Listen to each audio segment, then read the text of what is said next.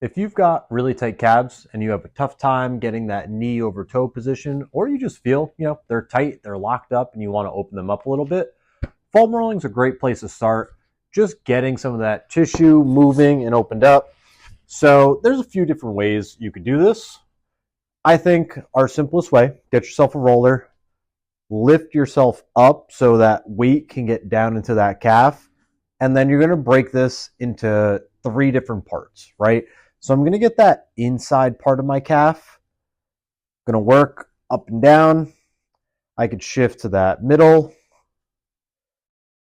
And then I can shift to that outside part of the calf.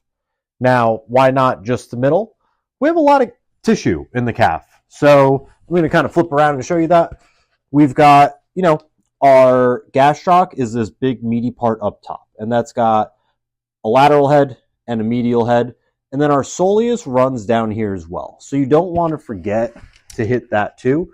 So again, I'm going to come up and I can put this other leg on top if I want to add a little bit of extra load and really get some force in there. And I can work that lower part of the calf, that upper part of the calf, but also that inner, outer, and that middle section, and spend, a minute, 2 minutes working through that. You might find some spots that are a little bit gnarly, as you can see on my face.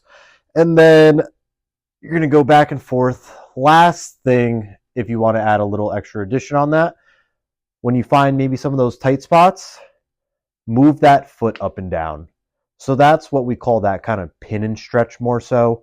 So I'm locking some of that tissue in one spot and then getting some lengthening and shortening on top of that.